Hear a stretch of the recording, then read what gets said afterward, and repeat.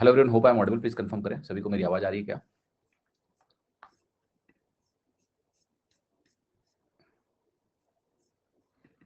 Please confirm.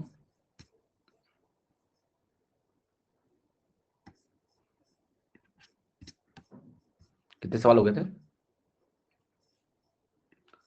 37-38 कुछ ऐसे, 37-38 ये हो गया था, ये सब हो गया था।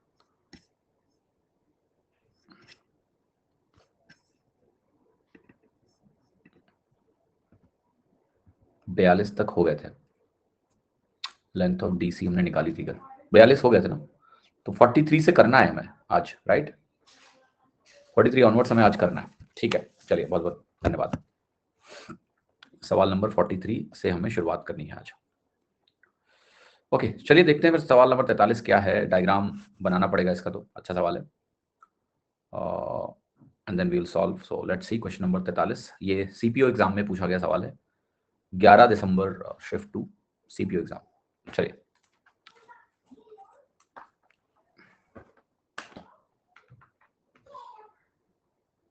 जस्ट एक मिनट दीजिए, कुछ दिक्कत आ रही है मेरे टैब में आजकल।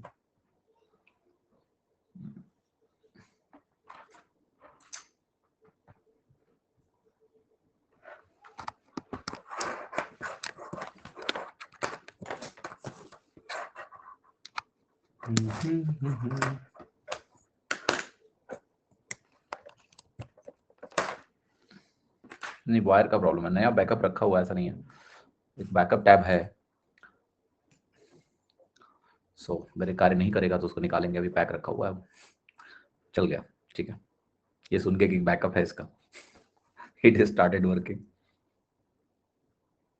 हाँ जी, तो देखिएगा सवाल क्या है। 43 नंबर क्वेश्चन जो कह रहा है आपसे कि एक ट्राइंगल एबीसी है और एंगल ए 90 डिग्री है, ए बी हमारा 16 सेंटीमीटर है, ए सी हमारा 12 सेंटीमीटर है, D is the mid point of A C and D. आवाज नहीं आ रही है? किसको आवाज नहीं आ रही है? अच्छा, प्लीज सारा फोकस क्लास में होना चाहिए, डिस्ट्रैक्शन नहीं चाहिए मुझे। ठीक है, ज्योमेट्री वो टॉपिक नहीं है जहां पर डिस्ट्रैक्ट होकर तुम कुछ सीख पाओगे और मैं पढ़ा पाऊंगा। तो इधर I will block the chart and then I will teach, but that gets boring, वो बहुत बोरिंग हो जाता है मेरे लिए। ऐसा लगता है कंप्यूटर को पढ़ा रहा है ना। तो प्लीज फोकस होना चाहिए चार्ट में। I request you all and then will start. ठीक है, तो प्लीज कॉपरेट, क्लास शुरू करते हैं। D is the midpoint of AC. DE is perpendicular to CBAT. What is the area of triangle CDE? पहले तो हमें डायग्राम बनाना पड़ेगा इस सवाल का। Let's draw the diagram. ABC में क्या है? एंगल B हमारा 90 डिग्री है। मैं लिख रहा हूं यहां पर A, B और C। एंगल B हमारा 90 डिग्री है।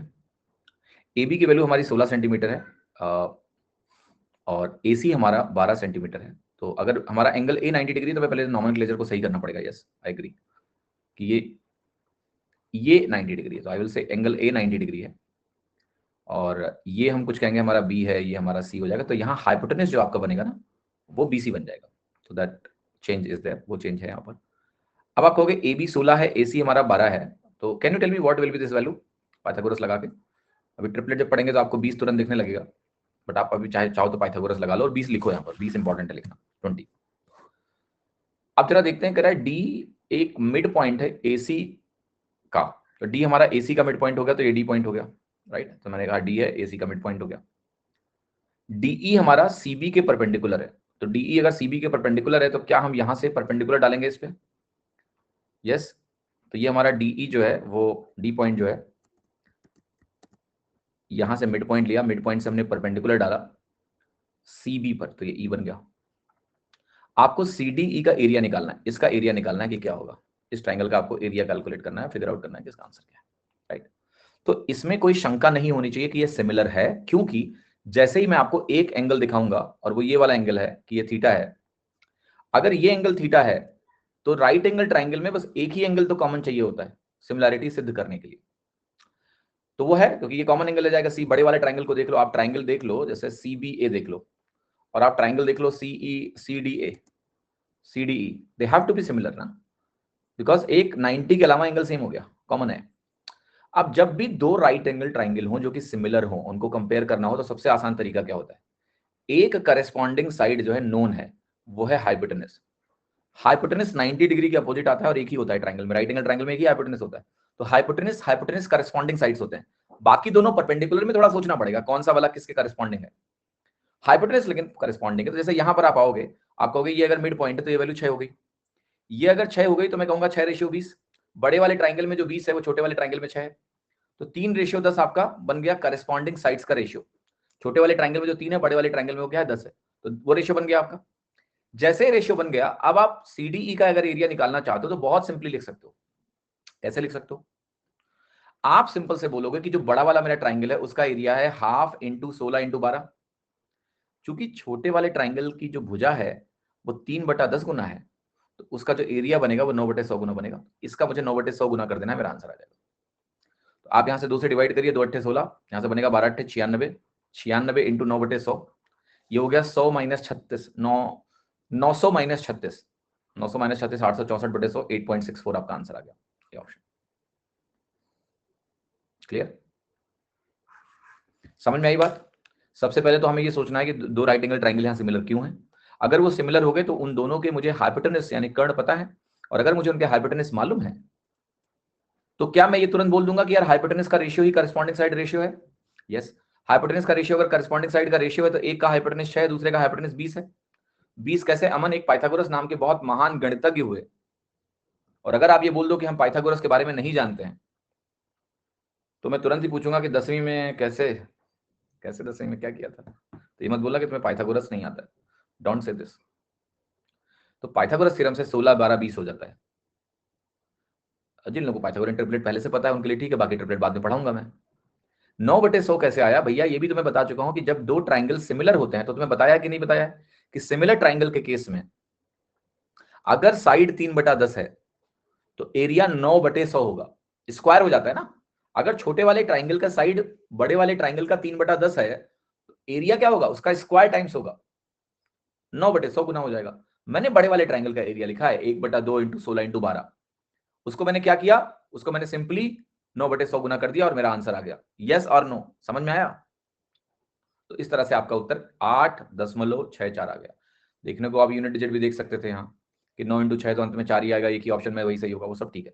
बट जब मैं आपको पढ़ा रहा हूं तो मैं आपको एक्चुअल कैलकुलेशंस करके दिखाऊंगा, क्योंकि एग्जाम में यूनिट डिजिट लगना ना लगना इस बात पे निर्भर है कि दो ऑप्शन में यूनिट डिजिट 4 है या नहीं है। तो हमें तो कैलकुलेशन करके भी देखना है ना। सुकृति जी, आपने सिमिलैरिटी वाली क्लास अटेंड करी कल परसों? आप थे क्लास में? ईमानदारी से बताना, वो क्लास देखी है आपने? नहीं तो ये गलत बात है, ठीक है। आप बगैर पिछली क्लासेस को किए हुए नई क्लास में आके फिर आप ये क्यों एक्सपेक्ट करते हो कि आपको सब बहुत आसानी से समझ में आएगा? ये गलत बात है। You should have time to revise, उसको कंप्लीट करके आइए अगर क्लास मिस होती है तो, वरना नहीं समझ में आएगा ऐसे आपको। ईसी निकाल कर भी तो कर सकते हैं विराज, कर सकते हैं, बट क्यों करना है ईसी निकाल के? आप पहले ईसी निकालोगे, फिर आप डीई निकालोगे, फिर आप प्रोडक्ट निकालोगे, मतलब साइड रेशियो से ही तो निकालोगे।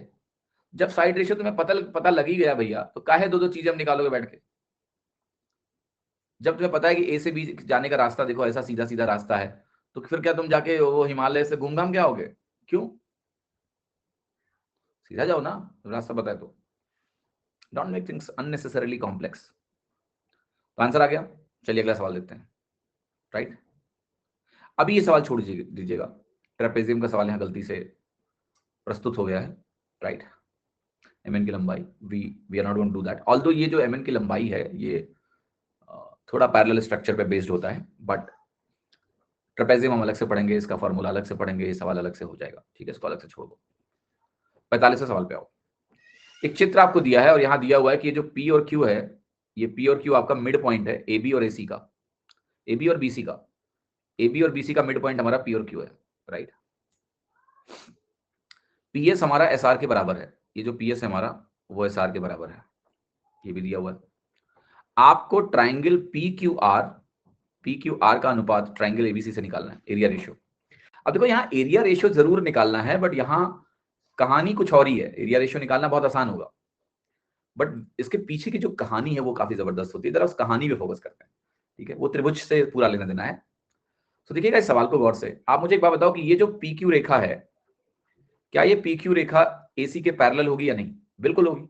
मिड पॉइंट ज्वाइन करते हैं, वो थर्ड साइड के पैरेलल होती है। ये भी मुझे पता है कि PQ हमारा AC का आधा होगा, होगा कि नहीं होगा? यस, एटलीस्ट इतना तो हमें पता है मिड पॉइंट थ्योरम से। अब उस जानकारी का यहाँ किस तरह से इस्तेमाल होना, ये बहुत अच्छा सवाल है। आप कहोगे किसी भी त्रिभुज का अगर मुझे एरिया निकालना हो तो वो half into base into height होता है। आप मुझे बताओ कि अगर मुझे पी क्यू आर का एरिया निकालना हो तो मैं क्या लिखूंगा? हाफ इंटू बेस बनेगा पी क्यू इंटू हाइट मान लेते हैं h1 है।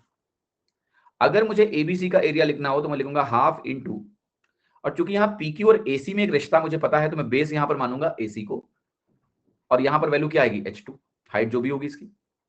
हाफ से हाफ कटेंगे, पी क्यू बटा एसी 1/2 है, तो आप कहोगे आपका आंसर आएगा h1/2h2। यानी आप कहोगे यहाँ पूरा जो युद्ध है वो किसी तरह से h1/h2 निकालने का है। अब जरा देखते हैं h1 क्या है। h1 यह है कि अगर मैं इस r पॉइंट से यहां परपेंडिकुलर डालूं, इसको हम बोलेंगे h1। क्या बोलेंगे इसको? इसको बोलेंगे h1, राइट। और चूंकि हमने AC को बेस माना है, तो मैं अगर इस पॉइंट से परपेंडिकुलर डालूं इस पे, तो इसको हम बोलेंगे h2। क्या ये बात सभी को समझ में आई कि ये दूरी हमारी h1 है और ये वाली दूरी हमारी h2 है? से यस। अब इस h1 और h2 को हम आपस में रिलेट करने का थोड़ा सा प्रयास करते हैं, जो कि बहुत सरलता से कर पाएंगे और बहुत आसानी से।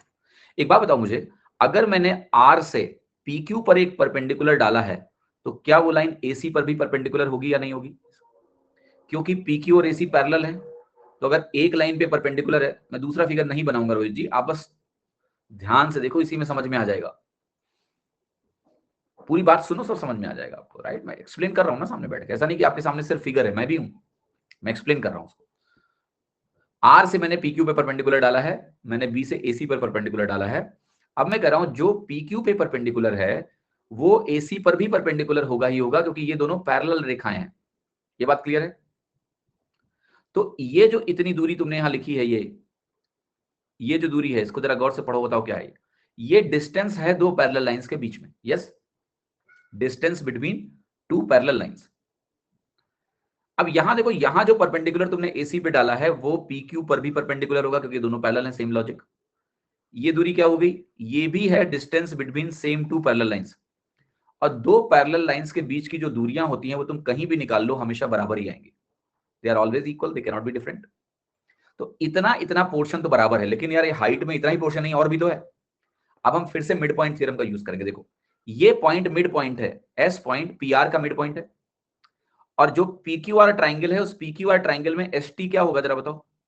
एक मिड पॉइंट से शुरू किया और लाइन पैरेलल है, क्योंकि ST तो AC पे आता है, ये भी पैरेलल हो जाएगा। तो ये जो आप कहोगे ये भैया मिड पॉइंट थ्योरम से ये जो आपका लाइन है ये भी 1:1 में डिवाइड होगा। इसका रीजन क्या है? ऊपर वाला और नीचे वाला सिमिलर ट्राइंगल है। अगर मैं ऐसे इसको बनाऊं तो अब कहानी ऐसी हो गई इस तरह से। मैं आपसे ये कह रहा हूं कि ये मिड पॉइंट अगर हुआ तो ये 1:1 हुआ, और ये लाइन अगर इसके पैरेलल है तो ये भी 1:1 हुआ। अब ये ऊपर वाला पोर्शन और नीचे वाला पूरा कंप्लीट ट्राइंगल ये क्या होंगे? सिमिलर होंगे। और अगर ये ट्राइंगल सिमिलर हुए तो तुम इसको अगर 1 बोलोगे तो ये भी 1 ही होगा, तभी तो ये 1:2 बनेगा। जैसे ये 1:2 है, कोई भी करस्पॉन्डिंग लेंथ सेम होती है, तो ये अगर 1 है पूरा 2 है तो ये 1 होगा, ये पूरा 2 होगा, तो ये 1:1 हो गया। तो इसका मतलब ये पोर्शन और ये पोर्शन बराबर है। ऐसे ही यहां जाओ, सेम कहानी, same story, no different story, ये दोनों बराबर है, क्योंकि आपके इस मिड पॉइंट से इस मिड पॉइंट आप जा रहे हो, लाइन पैरेलल है। तो आप कहोगे वही सिमिलरिटी यहां अप्लाई करेंगे, सेम तरह की BPQ और BAC में सेम सिमिलरिटी लगाएंगे, तो हम कहेंगे ये और ये भी बराबर होंगे। तो पहले आपने बोला कि ये और ये बराबर है, फिर आप कह रहे हो ये इसके बराबर है, ये इसके बराबर है, तो क्या H1 H2 बराबर हो गए? यस। और अगर H1 H2 बराबर हो जाएंगे तो आपका आंसर आ जाएगा 1/2। आंसर हो गया आपका 1/2। अगर अभी समझ में नहीं आया तो आप बोल सकते हो, मैं डायग्राम फिर से रीड्रॉ कर सकता हूं, ऐसा नहीं है। If you couldn't understand I will redraw it. ठीक है,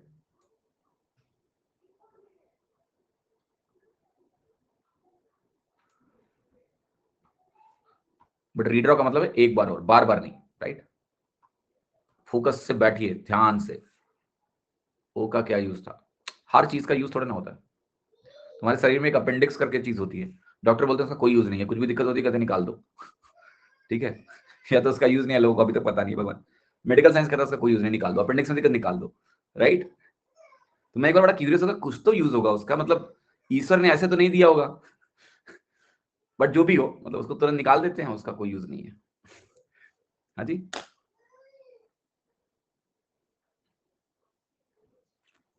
पहले यूज था, अब जो भी मैंने क्या बोला अभी यूज नहीं है ना उसका,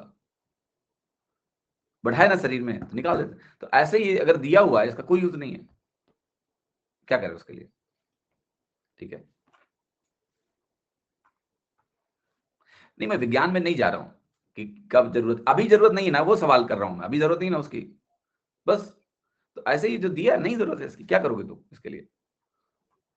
तो अब मैं एक एक करके समझा देता हूं। जो बात चल रही थी वो ये बात चल रही थी कि देखो इसका मिड पॉइंट ऐसे हो गया, और यहाँ पर एक ट्राइंगल ऐसे है, यहाँ पर ये भी बता दिया गया था कि ये भी मिड पॉइंट है, तो ये दोनों क्या हो गए, बराबर हो गए।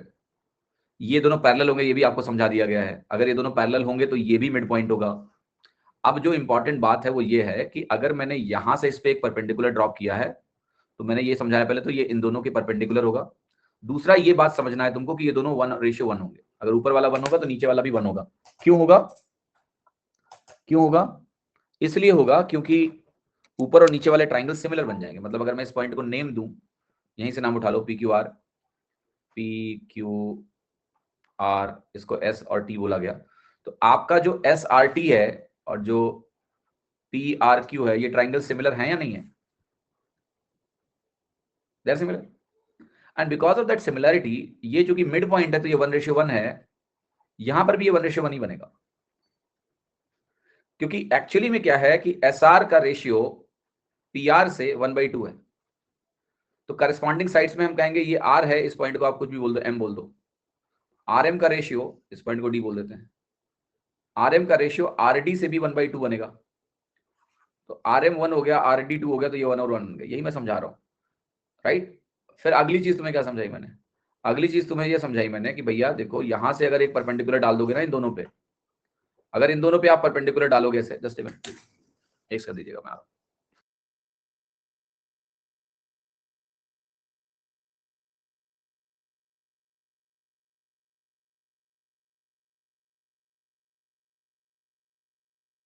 तो मैंने कहा अगर यहां से परपेंडिकुलर आप इन दोनों पे डालोगे ना, इस पे और इस पे, तो ये तो दोनों बराबर ही होंगे 1 और 1, क्योंकि length between two parallel sides. फिर जिस लॉजिक से ये 1:1 बना, उसी लॉजिक से ये भी 1:1 बन जाएगा।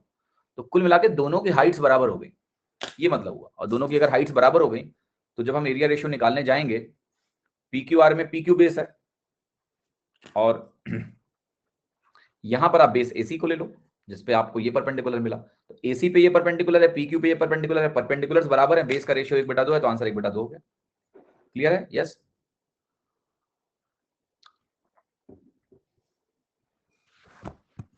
क्या मैं क्लियर हूं आप लोगों को? हाँ जी, यस और नो? चलो,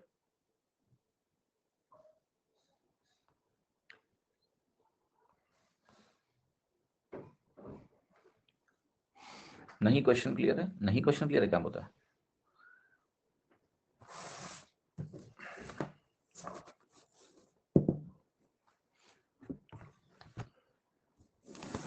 जिनको अभी भी समझ में नहीं आया, शाम को सवेरे जब उठो फ्रेश माइंड से, तब इसका रिकॉर्डिंग देखना, तब समझ में आएगा, राइट?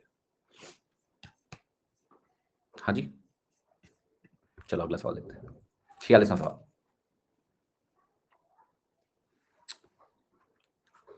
ट्राइंगल PQR में एंगल R 90 डिग्री है, M और N मिड पॉइंट है PR और QR के, RM और QN बाइसेक्ट करेंगे O पॉइंट पर, QOR एंगल भी 90 डिग्री है, QR हमारा 12 सेंटीमीटर है, आपको OQ की लंबाई बतानी है कितनी है। जरा सवाल देखते हैं इसका।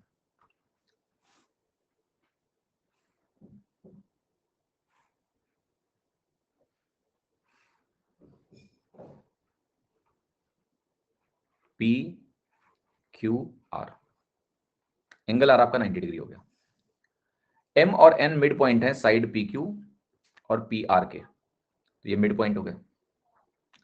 RM, M यहां का मिड पॉइंट हो गया और N यहां का मिड पॉइंट हो गया, जोड़ दो। इसके बाद बात करते हैं आगे। RM, ये RM हो गया, ये हमारा QN हो गया। RM और QN बाइसेक्ट करेंगे O पॉइंट पर। That's quite interesting.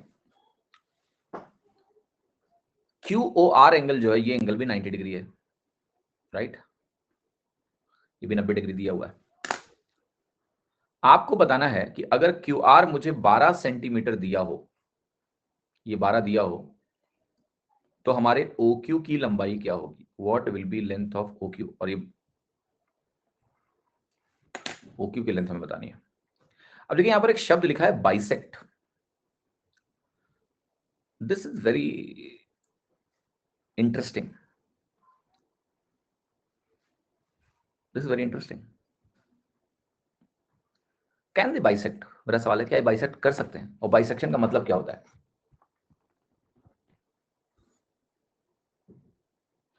वो 90 डिग्री नहीं भी दिया होता तो भी वो 90 डिग्री ही होता ना, क्यों भैया 90 डिग्री होता, नहीं दिया होता तो क्यों होता। हम्म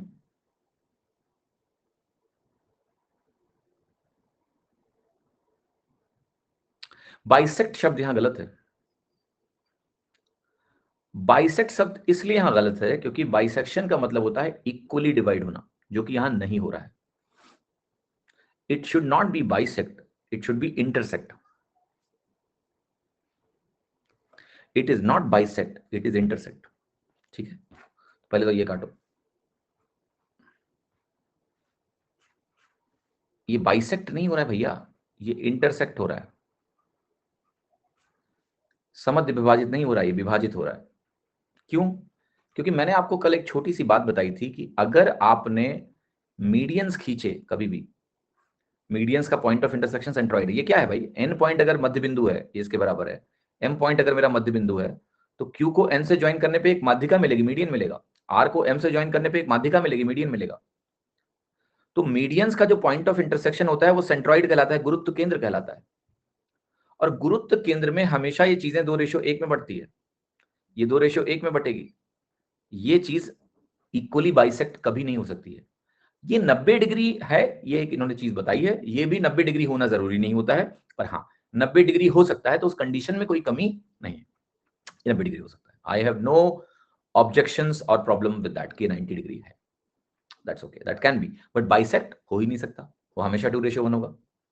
एंड देयरफॉर वो डेटा गलत था, उसको हमने पहले सही किया। ठीक है, अब हम इस सवाल को करने की कोशिश करेंगे कि भाई अगर ये 12 दिया है तो मुझे जो लंबाई निकालनी है OQ की, OQ इस दी गई जानकारी से कैसे निकल पाएगा, that's pretty interesting point, that's very interesting point. चलो देखते हैं कि क्या आपके अंदर क्षमता है सवाल को करने की। Can it be 2x and 2x।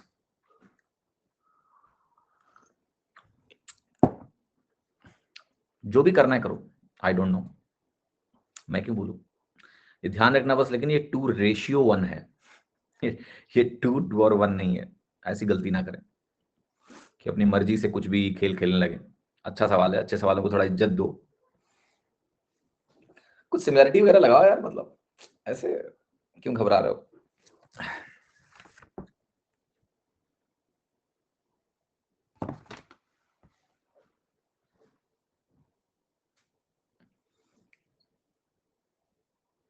Similarity भाई, राइट एंगल दिखा तो देयर विल बी सिमिलैरिटी का यूज, थोड़ा कोशिश करो, मिलेगा कुछ ना कुछ।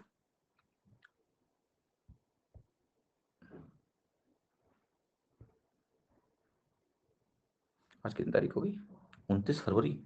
इस दिन के बाद, ये दिन 3-4 साल बाद आएगा यार, स्पेशल डे, यू नो, 29 फरवरी, वाह।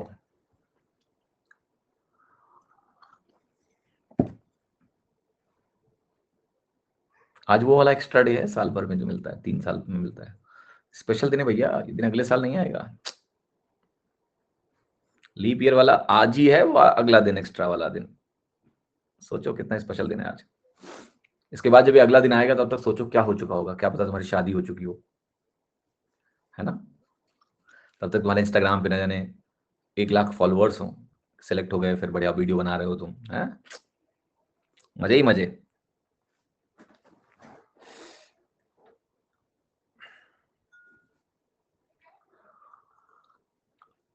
मेरे साथ तो काफी स्पेशल हुआ आज।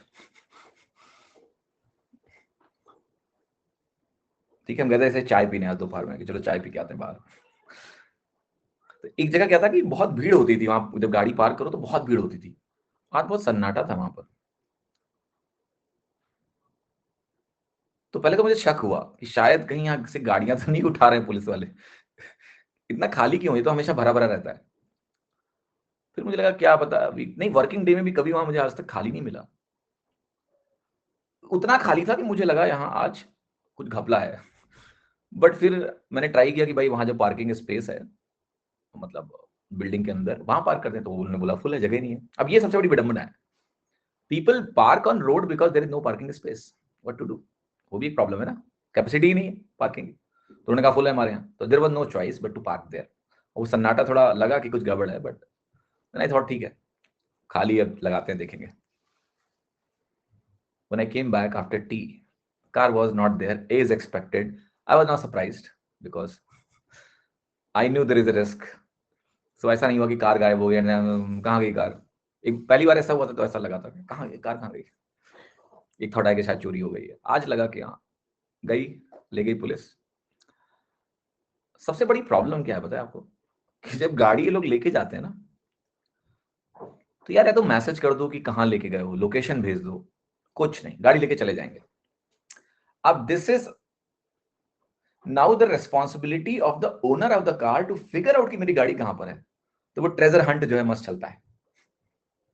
कहीं लिख के नहीं जाते भैया, 2 बार हो चुका है मेरे साथ, कहीं कोई लिख के नहीं जाता है, नोबडी राइट्स इट। हाँ जी, वो उठा के लेके चले जाते हैं, बताते भी नहीं कहां गया। तो तुम आसपास जाके पूछोगे कि कहां ले गए, तो कुछ लोग बताएंगे यहां नहीं वहां ले गए, कुछ लोग कहेंगे वहां नहीं वहां ले गए, कुछ लोग वहां से सर वहां ले गए। फिर थोड़ी देर बाद लगता है कि चलो ठीक है, ट्राई करते हैं कहां ले गए होंगे। Then with hit and trial method, you will reach to the destination. Okay, and then you just pay the fine and get your car back.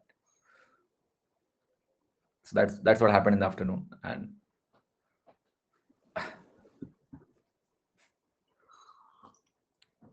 Fine 1500 रुपए, 1500 रुपीज। दिल्ली में 1000 था। दिल्ली में 1000 था। दिल्ली में तो हमारे साथ हमारे ड्राइवर भैया भी हमारे साथ थे। उनको मैंने बोला कि यहाँ लिखा हुआ है गाड़ी टो हो जाती है, लिखा हुआ था वहाँ। तो मैंने, जगह थी नहीं पार्किंग की, तो मैंने उनको बोला कि देखो भैया ऐसा है कि यहाँ गाड़ी टो हो जाती है, आप गाड़ी में रहना, गाड़ी में बैठे रहो तो गाड़ी टो नहीं करते हो। कहा ठीक है सर, आप बिल्कुल चिंता मत करिए। मैंने उनको बताया कि 1 किलोमीटर आगे पार्किंग है, या तो आप जाके गाड़ी वहां पार्क कर लो, मैं फोन कर दूंगा आ जाना। जब मुझे वापस निकलना था, मैंने उनको कॉल किया कि भैया आ जाइए, मेरा काम हो गया है। तो उन्होंने बोला सर मैं बाहर ही हूँ। मैं निकला तो बाहर तो मिले, गाड़ी थी नहीं। गाड़ी कहाँ है, बोले सर वो उठा ले गए। मैं कहा कौन उठा ले गया, बोले वो हम जूस पीने चले गए थे, हमने देखा ही नहीं। मैं कहा अच्छा। फिर वही हंट चालू, ट्रेजर हंट, कि गाड़ी कहाँ गई। तो मुझे वहां पर लगा कि यार इतना करना चाहिए तकनीक से कि जैसे जिसकी गाड़ी उठाओ, नंबर स्कैन करके सब पता चल जाता है आजकल ना, कि पोल्यूशन है कि नहीं है वगैरह वगैरह, टेक्नोलॉजी बहुत आगे निकल चुकी है। तो उस रजिस्टर्ड नंबर पे उसको लोकेशन भेज दो कि आप गाड़ी लेके कहाँ जा रहे हो, कि वो खुद से पहुंच जाए यार। हाँ जी, लोकेशन नहीं है, तुम बढ़िया ट्रेजर हंट मारो, मस्त खोजो कि कहाँ गई तुम्हारी गाड़ी।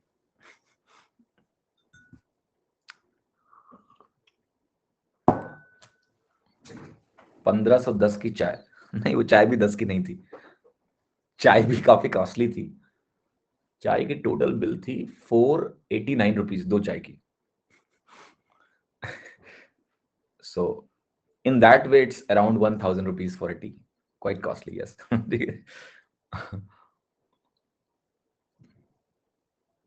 चलिए अब बात कर लेते हैं ऐसे। तो 29 February is very special for me today. चलो सवाल करते हैं, हो गई बातचीत, एक्स्ट्रा दिन में इतना बातचीत अलाउड था। ओके,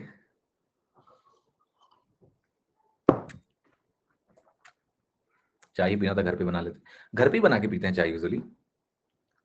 बट देखो पैसा आदमी को क्यों कमाना चाहिए, मैं उसका रीजन बता रहा हूँ। Not because that you over spend like this, ऐसा नहीं कि मैं साल भर ऐसे बाहर चाय पीता रहता हूँ, I understand the value of money. But ऐसी जगहों पे जाके कभी कभी पी लो, क्या दिक्कत है, take the experience, not bad, that's why you should have money. Experience कर लो ना, क्या बुराई है उसमें, not you do it always. Okay, साल में 1 बार 2 बार बस। सो एनीवे, चलो अब सवाल में कुछ किया तुम लोगों ने कि नहीं, डिड यू डू एनीथिंग और नॉट, नहीं किया ना अभी, हाँ मुझे पता था नहीं करोगे। सिमिलरिटी खोजते हैं यार, देखो इसको आप थीटा मानो, जब आप इसको थीटा मानोगे तो गौर से देखना, ये भी थीटा बन जाएगा। ओके, अब मुझे ये तो पता है कि भाई ये राइट एंगल ट्राइंगल है क्योंकि ये भी 90 है, तो ये दोनों ट्राइंगल आपस में पक्का सिमिलर है, इसमें कोई दो राय नहीं है। अगर मैं इसको 2x बोलूंगा तो देखो ये x मिलेगा, अगर मैं इसको 2y बोलूंगा तो ये वैल्यू मेरे को y मिलेगी। अब मुझे यहां ना करेस्पॉन्डिंग साइड्स का यूज करके ना कुछ तो यार रिलेट करना है। I just want to relate something, इन दोनों ट्राइंगल्स में कुछ रिलेशन बिल्ड हो ताकि मुझे कुछ तो मिले। Okay, that's what I want. अब जरा एक काम करो, आप इन दोनों ट्राइंगल को देखो और देखने के बाद मुझे बताओ कि क्या रिलेशन एस्टैब्लिश हो सकता है।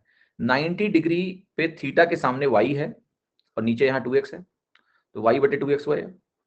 ये थीटा है, थीटा के अपोजिट 90 है। मैं वही कह रहा हूँ कि 90 से जुड़े हुए जो दो साइड्स हैं, थीटा के सामने वाला साइड है वो y है, तो y बटा x लिखा। इधर आएंगे, यहाँ 90 के रिलेटेड भी दो साइड्स हैं, क्या है, y और x है। यहाँ y बटे 2x आया, वही चीज यहाँ क्या होगी जरा बताओ। थीटा के अपोजिट 2x है, तो क्या यहाँ वैल्यू 2x बटे y आ रही है? यस और नो? यस और नो? सही है कि नहीं बताओ? सिमिलैरिटी लगा के क्या ये चीज आप लिख सकते हो कि भाई थीटा के अपोजिट साइड y है, दूसरा परपेंडिकुलर 2x है, वहां थीटा के अपोजिट 2x है, दूसरा परपेंडिकुलर 2y है, नॉट y बट 2y। यहां से क्या मिला तुमको कि y की वैल्यू जो है वो √2x के बराबर है, और ये सबसे जरूरी चीज थी क्योंकि यहीं से आंसर आना है। y की वैल्यू √2x के बराबर हो गया। अब ये 90 डिग्री है, पाइथागोरस लगाएंगे तो हम कहेंगे 2x का होल स्क्वायर बनेगा, जो 2y है वो 2√2x का होल स्क्वायर बनेगा, और ये वैल्यू हमारी 12 के स्क्वायर के बराबर है।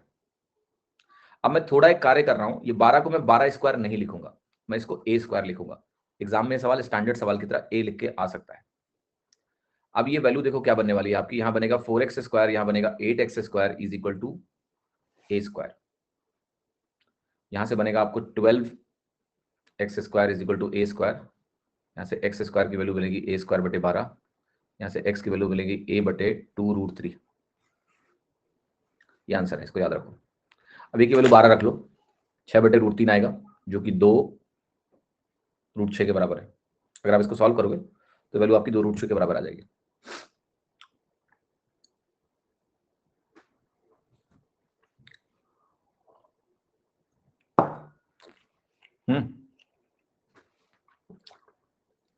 ध्यान रखोगे? क्या मैं इसको फिर से एक्सप्लेन करूं नया डायग्राम बना के?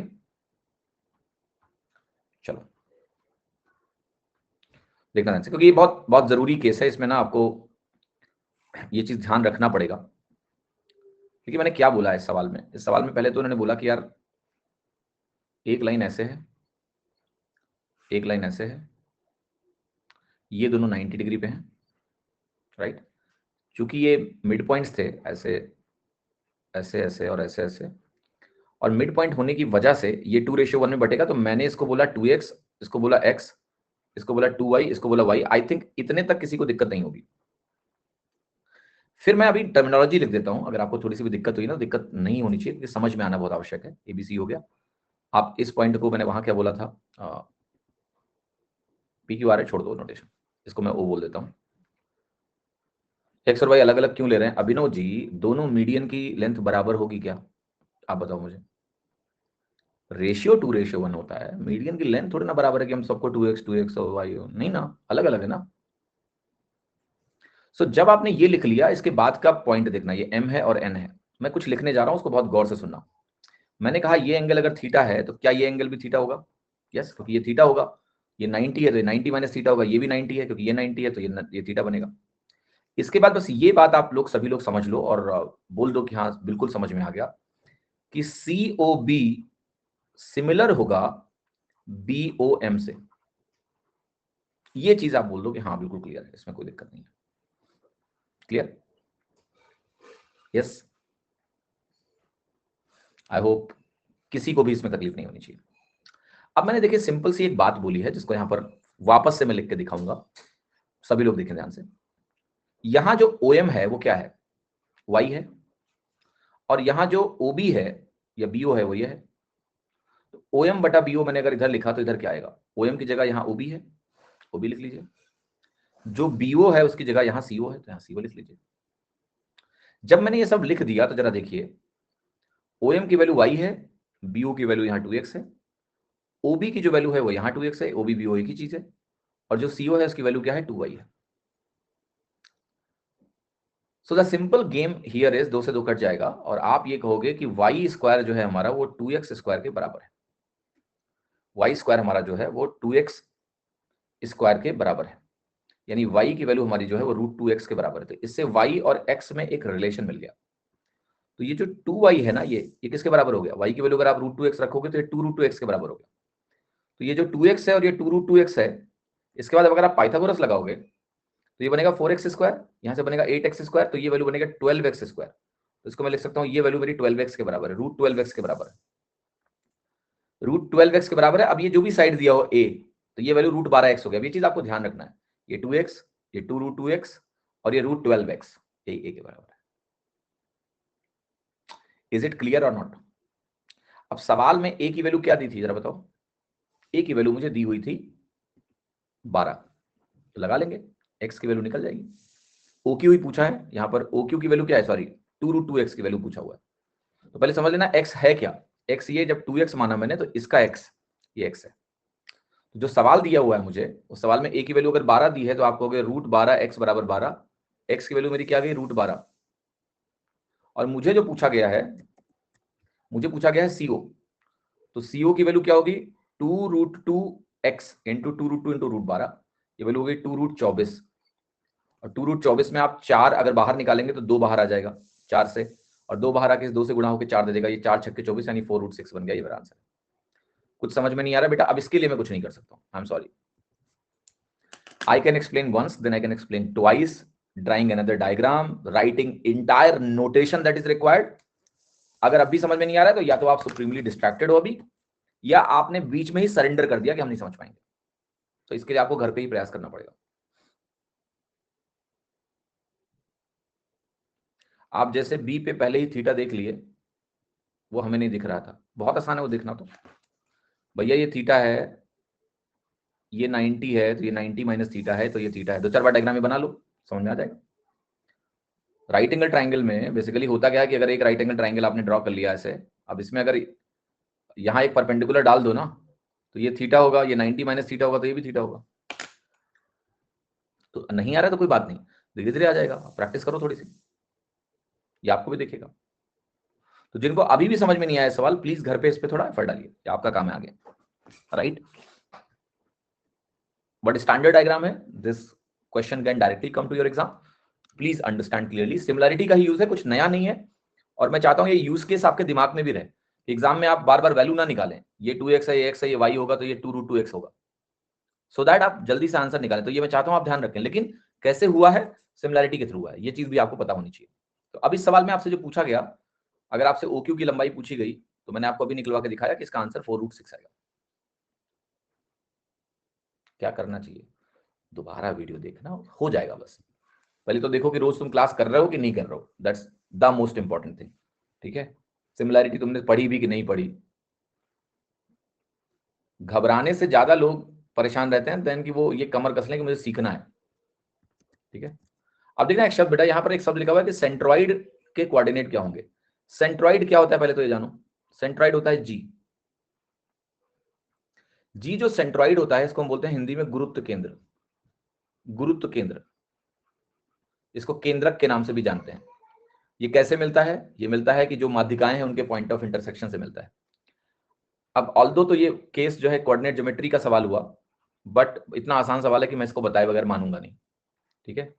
तो अगर मेरे त्रिभुज के तीनों निर्देशांक x1 y1 x2 y2 x3 y3 हों, तो जो मेरा सेंट्रॉइड जी होता है उसके अगर मुझे निर्देशांक लिखने हो, तो x कोऑर्डिनेट जो होता है वो x के सारे कोऑर्डिनेट्स को जोड़ के 1/3 करने से मिलता है।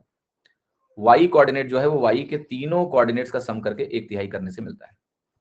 इससे मुझे सेंट्रॉइड मिल जाता है, मुझे गुरुत्व केंद्र मिल जाता है। So x1 plus x2 plus x3 y3, y1 plus y2 plus y3 y3, x coordinate पहला वाला होता है पोर्शन, y कोऑर्डिनेट दूसरा वाला पोर्शन होता है। तो यहाँ पर सॉल्व कर लेते हैं। 0, 8 और 8 का सम बनेगा टोटल, ओके। तो बनेगा 16/3, 12×6 18, 18/3। तो ये वैल्यू आपकी आ गई 16/3 और ये वैल्यू 6 आ जाएगी, राइट। That's the answer. हाँ जी, आगे बढ़ते हैं।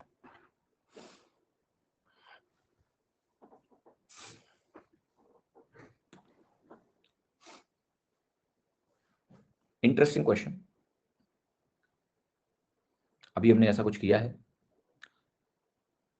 उसी से रिलेटेड सवाल है कि दो मीडियन है वो 90 डिग्री पे काटती हैं, बट यहाँ कोई वो राइट एंगल ट्राइंगल नहीं है, मीडियन का इंटरसेक्शन 90 डिग्री पे है। तो बताना है कि इसमें कौन सा कथन सत्य होगा। Which of the following statement is correct?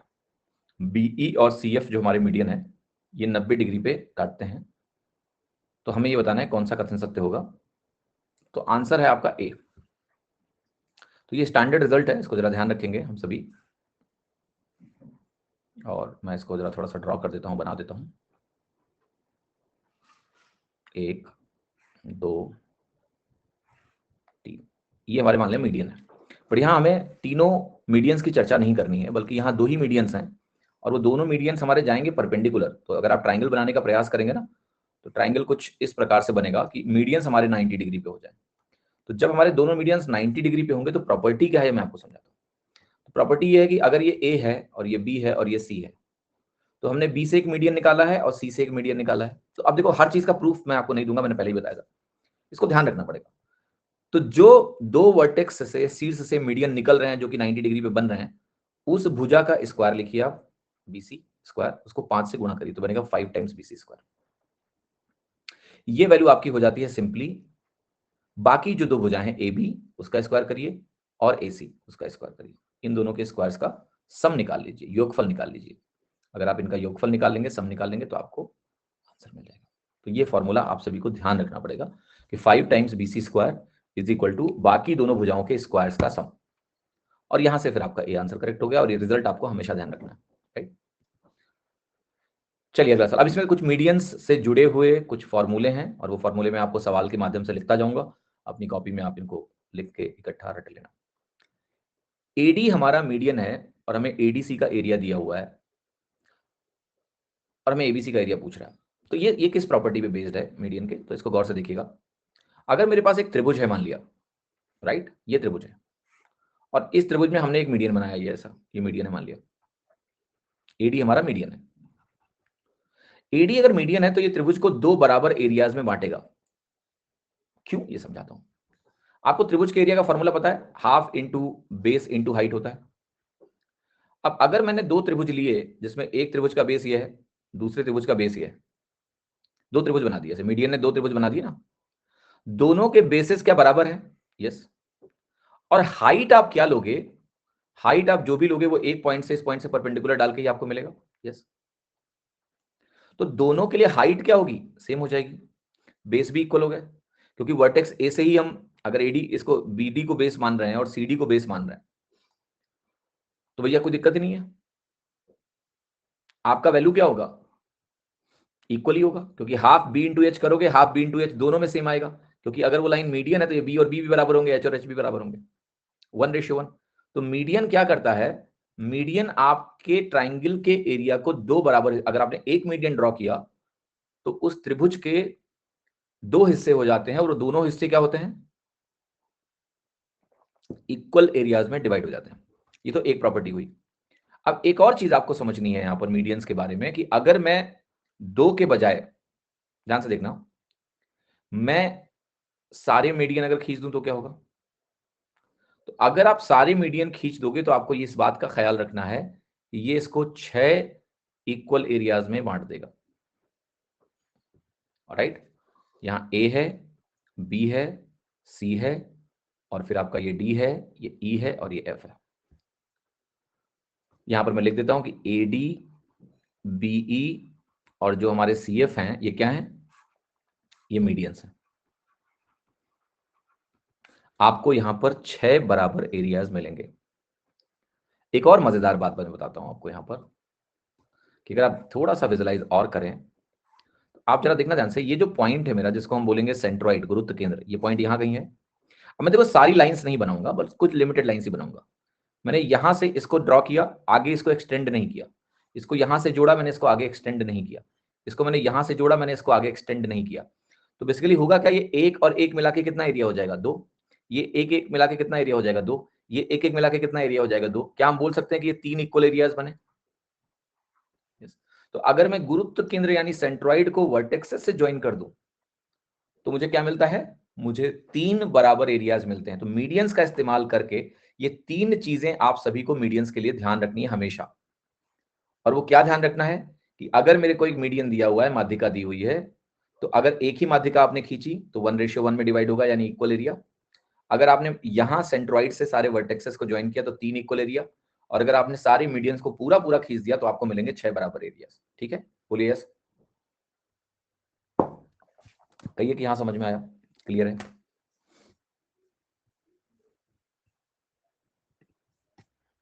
Alright,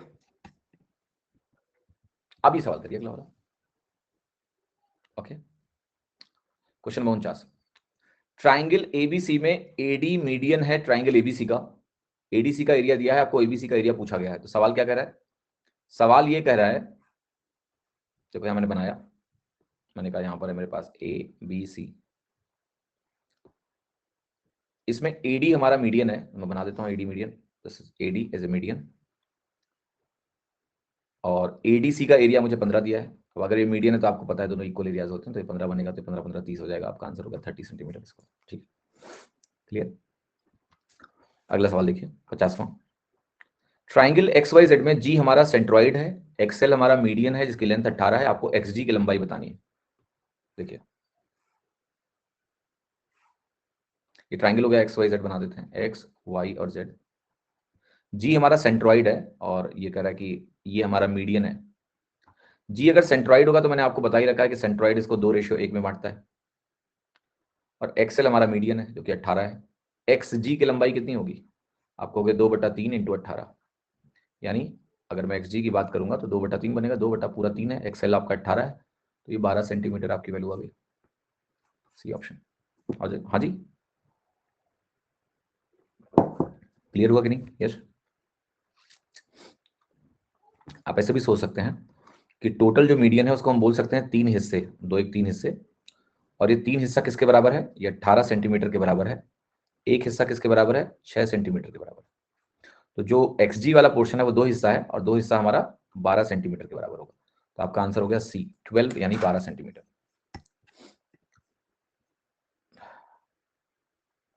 ठीक है कि नहीं? यस।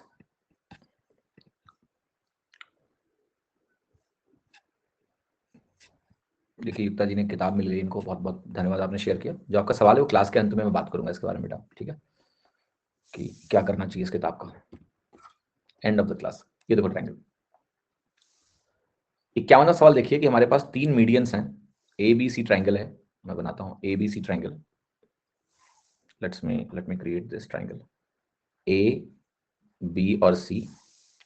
और आपने कहा कि जो मीडियन है वो है हमारा AD, तो हमारा AD मीडियन हो गया। देन हमारा मीडियन हो गया BE, तो हमने कहा हमारा BE मीडियन हो गया, यहाँ बना दिया हमने। तीसरा हमारा मीडियन हो गया वो है CF, तो मैं CF मीडियन ड्रॉ कर रहा हूँ, ये आपका मीडियन हो गया CF, है ना। अब करा ये O पॉइंट पर इंटरसेक्ट करेंगे, तो मैंने कहा ये मेरा पॉइंट O हो गया। ABC का एरिया 54 सेंटीमीटर स्क्वायर है, ये 54 है। आपको BOF का एरिया चाहिए, तो BOF ये हुआ ना, इसका एरिया 1 यूनिट होता है, तो पूरे का एरिया क्या होता है? 6 होता है। बना देते हैं, हम कहेंगे कि 6 यूनिट हमारा 54 के बराबर है, 1 यूनिट हमारा 9 के बराबर है, तो यही हमें चाहिए। तो आंसर हो गया हमारा 9 सेंटीमीटर स्क्वायर। ठीक है, 9 सेंटीमीटर स्क्वायर हमारा उत्तर हो गया इस सवाल में। जरा 52 नंबर का सवाल देखिए आप गौर से, 52वें नंबर का सवाल कह रहा है XYZ आपका एक त्रिभुज है, तो मैंने इसको बनाया X, यहाँ पर बनाया Y, यहाँ बनाया Z, ये त्रिभुज हो गया। जो मीडियंस है आपकी वो है ZL और YM, एक मीडियम है आपकी ZL और एक मीडियन है आपका YM। ZL और YM ये इंटरसेक्ट कर रहे हैं G पॉइंट पर, ये G पॉइंट हो गया। आपको GLM एक एरिया बात कर रहा है GLM की, इसको ऐसे ड्रॉ करना पड़ेगा हमको। तो GLM और XYZ का एरिया आपको बताना है। बड़ी इंटरेस्टिंग क्वेश्चन कि हमें अब सीधे उसका एरिया नहीं बताना है जो हमने अभी तक देखा है, समथिंग डिफरेंट, है ना, क्योंकि GLM का एरिया तो हमने देखा ही नहीं अभी तक। कैसे करोगे इसका सवाल? मुश्किल नहीं है, थोड़ा सा दिमाग लगाना है, हो जाएगा। आप ये जानते हो कि अगर आपने मिड पॉइंट को ज्वाइन किया तो ये ट्राइंगल जो बनेगा इसको मैं O बोल देता हूं। LOM जो होगा वो सिमिलर होगा ZOY के, ये बता चुका हूं मैं आपको। मिड पॉइंट है तो ये पैरेलल हो जाते हैं, सिमिलर वाली कहानी बन जाती है। और चूंकि ये मिड पॉइंट होता है तो मिड पॉइंट होने से होगा क्या कि इसका भुजा जो होगा ये 1:2 के रेशियो में भुजाएं हो जाती है ना, आधा होता है ये। तो अगर मैं एरिया रेशियो की बात कर बैठूं तो ये अगर 1 होगा तो ये 4 होगा, एरिया की बात कर रहा हूं, क्योंकि भुजाएं एक रेशियो 2 में होंगी, एरिया एक रेशियो 4 में होता है इन दोनों का। दूसरा मजेदार बात देखो कि अगर मैं बात कर रहा हूं गुरुत्व केंद्र की, सेंट्रॉइड की, और आपने इन दोनों पॉइंट को ज्वाइन किया तो आपको याद होगा, मैं बता चुका हूं 3 ऐसे ट्राइंगल से आपका बन जाता है पूरा त्रिभुज। तो आप कहोगे ये अगर 4 है तो पूरा त्रिभुज 12 होगा, तो जो एरिया आपने पूछा है वो अनुपात मेरा 1:12 बनेगा, और 1:12 मुझे कहां दिया है? B option, and B is the correct option. ठीक है, क्लियर है कि नहीं? समझ में आ रहा है कि नहीं? यस, से यस।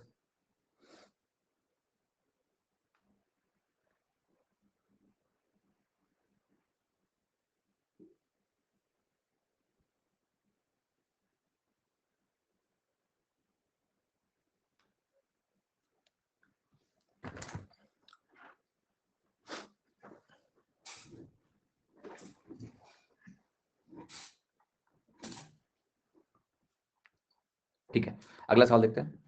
53वां सवाल देखिए क्या कह रहा है। कह रहा है एक ट्राइंगल है एबीसी, मैं बनाता हूं एक ट्राइंगल एबीसी, एक ट्राइंगल है ABC, let's make that triangle ABC, A B C. AD हमारा मीडियन है तो हमने बनाया एडी एक मीडियन, ये हो गया एडी एक मीडियन।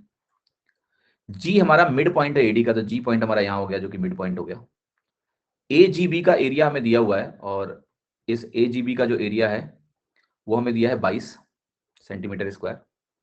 हमसे बीजीसी का एरिया पूछा जा रहा है, ये अगर 22 है तो बीजीसी का एरिया कह रहा है, बताओ कितना होगा? क्या 22 ही होगा? अगर हमें एजीबी का एरिया 22 दिया हुआ है तो क्या बीजीसी का एरिया भी 22 ही होगा? यस, इक्वली होते हैं यार। तो आंसर कितना हो गया यहाँ? 22, 22। आई होप किसी को किसी भी प्रकार का कंफ्यूजन इस पर्टिकुलर क्वेश्चन में नहीं होना चाहिए।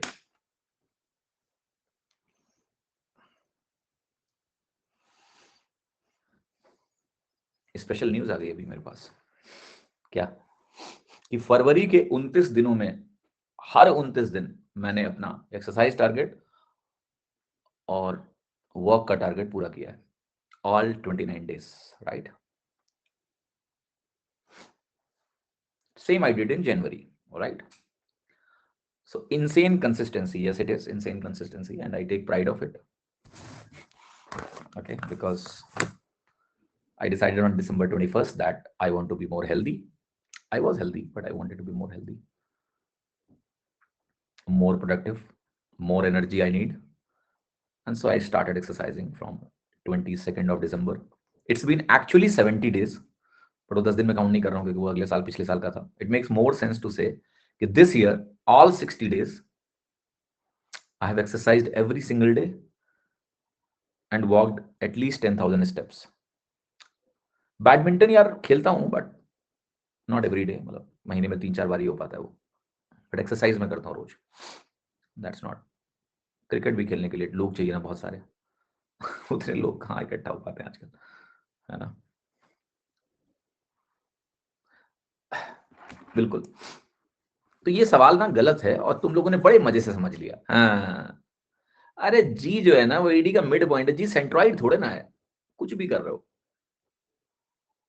यार. जी का मतलब सेंट्रॉइड नहीं है, जी मतलब सेंट्रॉइड ही होगा. जी एडी का मिड पॉइंट है. कुछ लोगों ने इस बात को पकड़ा और अधिकतम लोग खुश थे कि हाँ ठीक है, उत्तर 22 आया, मस्त है, कोई टेंशन ही नहीं है उनको. ठीक. तो ये सवाल कैसे होगा मैं बताता हूं. पहली बात तो आप ये देखो कि अगर एजी भी आपका 22 आया तो आप ये जरूर कह सकते हो कि ये भी 22 होगा. आपका बी जी डी ये भी 22 होगा. क्या ये बात समझ में आ रही है? बीजीडी 22 होगा नहीं, आपको कहना चाहिए कि ये 11 होगा, ये भी 11 होगा. इतना बोले क्या? नहीं, ये बात 22 बोलना बिल्कुल सही है. क्यों? क्यों बता रहा हूं, मैं बता रहा हूं. ये लाइन बीजी एक तरह से मीडियन है इसका. एजी और जीडी इक्वल हैं तो ये एरिया 22-22 बराबर होंगे. फिर आप कहोगे ये जी से लेके डी तक ये भी मीडियन है तो ये भी बराबर होंगे, तो ये 22-22 आपका 44 सेंटीमीटर स्क्वायर बनेगा. तो ये वो प्रॉपर्टी का इस्तेमाल है जो तुमको यहां पढ़ाई मैंने. ये कहां गया? ये प्रॉपर्टी, इसका 2 बार इस्तेमाल हुआ, ट्वाइस.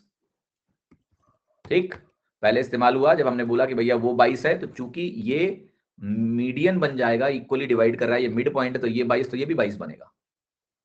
एंड देन ये जीडी इसका मीडियन है, क्योंकि ये मिड पॉइंट है, तो ये भी 22 22 44 हो गया। तो ऐसे छोटे सवालों में एग्जाम में गलती मत करना कि जी माने सेंट्रोइड, जी माने सेंट्रोइड नहीं।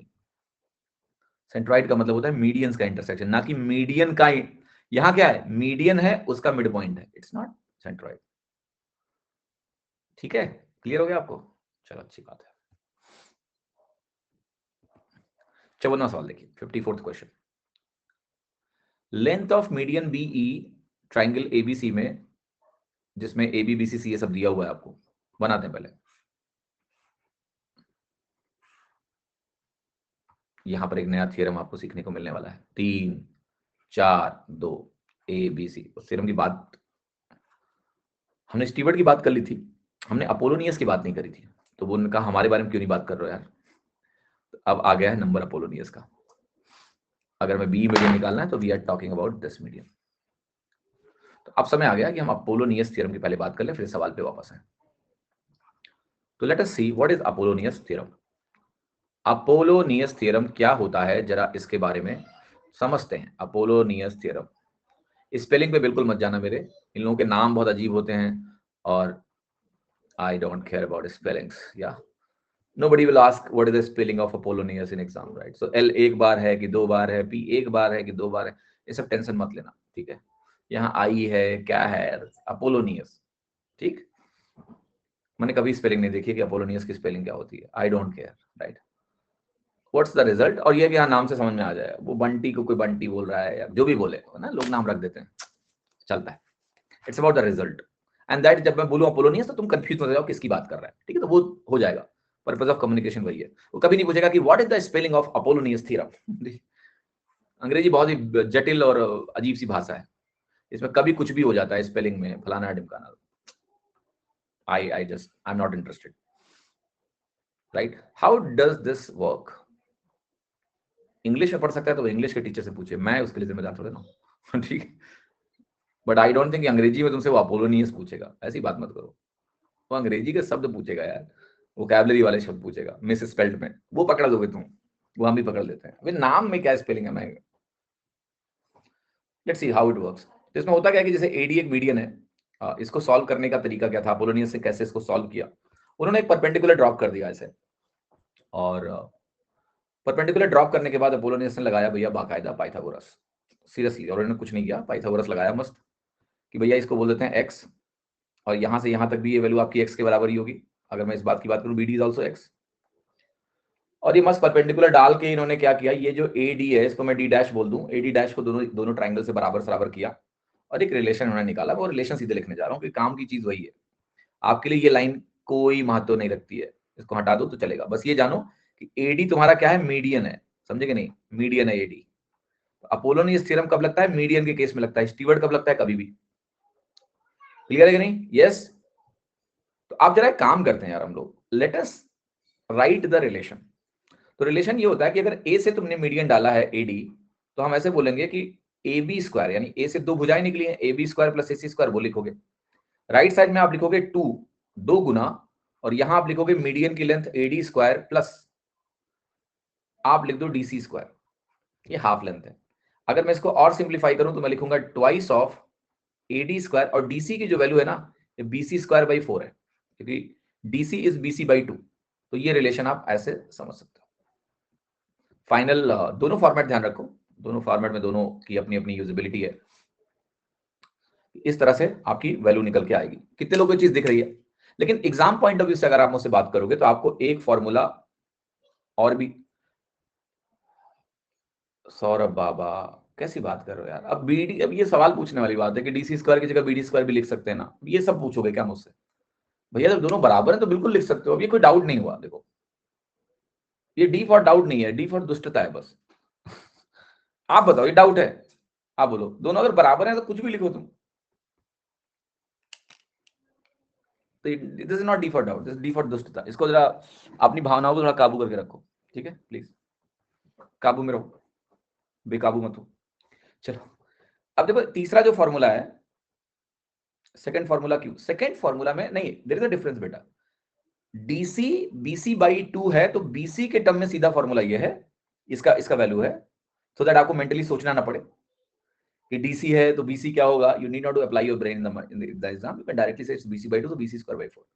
और जो मैं आपको जनरलाइज अभी एक एक्सप्रेशन लिखने जा रहा हूं, क्योंकि यूजुअली जब एग्जाम में सवाल आएगा तुमसे क्या पूछेगा, AD. सो AD को हम कैसे निकालेंगे AB BC CA के टर्म्स में. I am going to write something, just see. ठीक है, तैयार हो? लिख दूं. इसको आप 2 से मल्टीप्लाई कर लीजिए तो बनेगा 2AC square plus BC square by 2, ऐसा बन जाएगा.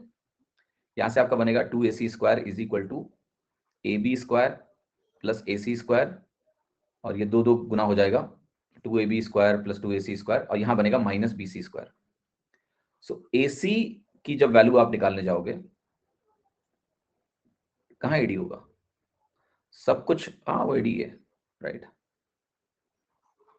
सो AD की जो वैल्यू होगी ना, आपने यहां देखा क्या लिखा मैंने, 2AB स्क्वायर, इसको 2 से मल्टीप्लाई किया लाइक दैट, और ये जो 2 इसका था वो यहां पर आके 4 बना देगा. ये इमीडिएट स्टेप, इंटरमीडिएट स्टेप्स हैं, अल्टीमेटली इनकी हमें जरूरत नहीं है, right. We don't need that, but I am just writing it so that कि आपको समझ में आए कि हम क्या कर रहे हैं. हाँ जी, तो मैंने पहले इसको मल्टीप्लाई किया, तो थोड़ा साफ साफ लिख देते हैं यार, कि अगर आप रेफर करना चाहो नोट्स में तो आपको इतनी तकलीफ ना हो. थोड़ा छोटा छोटा लिखेंगे तो जगह मिलेगी मुझे, अभी जगह की बहुत कमी पड़ रही है. ओके, कंफ्यूज हो गए, छोड़ दें, कर लोगे खुद से, कर लेना फिर. इतने कमजोर बच्चों को पढ़ा रहा हूं, मुझे पता ही नहीं था कि वो इतना जल्दी कंफ्यूज हो जाते हैं. कंफ्यूजन ना होने का जिंदगी में एक ही तरीका है, कुछ सीखो ही मत, कभी कंफ्यूजन नहीं होगा आपको. जब सीखोगे तो कंफ्यूजन होगा थोड़ा थोड़ा, बट अगर उससे तकलीफ होगी तुमको तो मैं कंफ्यूजन तुम्हारा हमेशा के लिए दूर कर दूंगा. फिर मैं सीधे फॉर्मूला लिखूंगा, मैं कुछ समझाऊंगा नहीं, मैं कहूंगा इसको रट लो, इसको रट लो, इसको रट लो, इसको रट लो, इसको रट लो, नो कंफ्यूजन एवर. चुन लो तुम क्या चाहिए तुमको, मेरा भी उसमें फायदा है. और या तो ऐसी बातें अपने अंदर बस रखा करो, यहां चैट में लिखने की जरूरत नहीं है, अपने अंदर रखो, तुम्हारे अंदर आए उस वहीं दबा लो उसको. हाँ जी, मैं क्यों लिखता हूं बीच बीच में, इसका रीजन बता देता हूं. मैं क्यों ड्रामे करता हूं, इसका रीजन बता देता हूं. ये फॉर्मूले वैसे ही सुपर बोरिंग है यार, ये ड्रामा उमा करने से ना तुमको याद रहते हैं सब चीजें, इधर किया मिटा दिया. इसी बहाने मेरी कोशिश रहती है कि तुमको ये चीज याद हो जाए कैसे भी करके, कि वो सर ने 2 लिखना था 4 लिख दिया.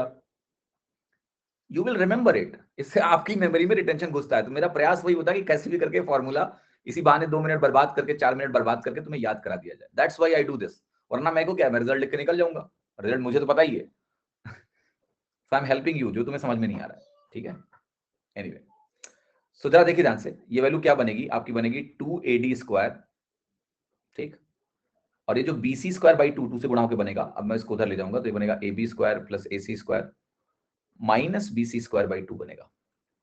ठीक है, अभी तक सब क्लियर है.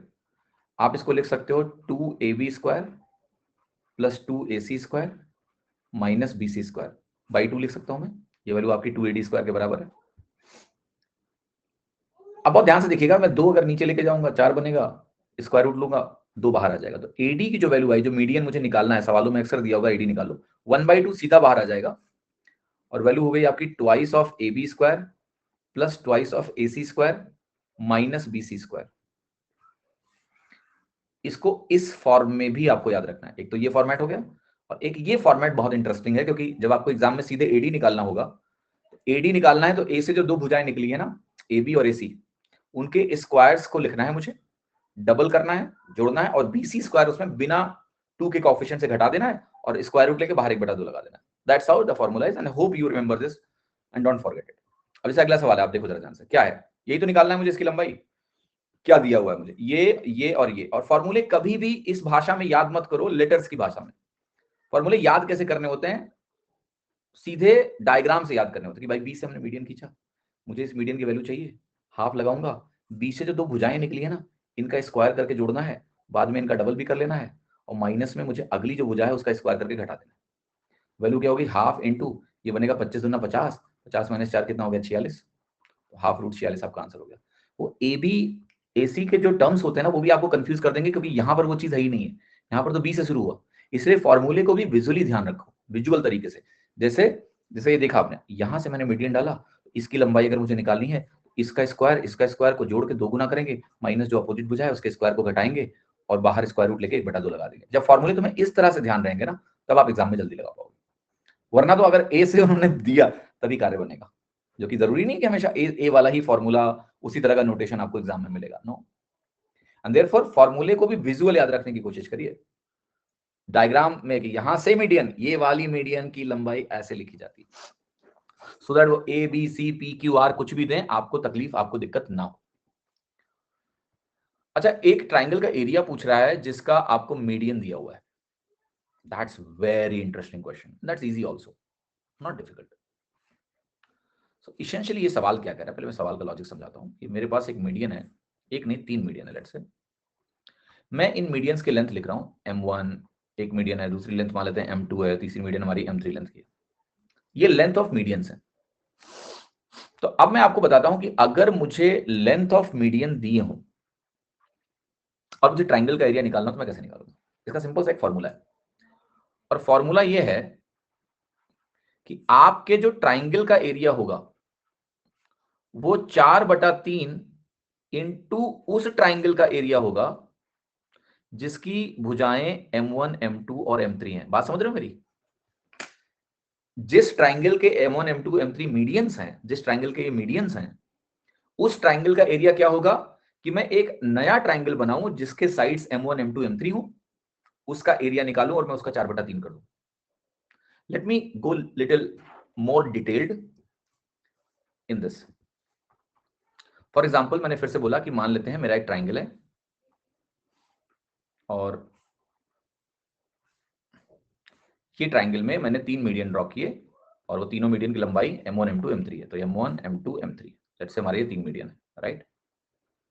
m1 m2 और ये मीडियन हमारा क्या है? m3।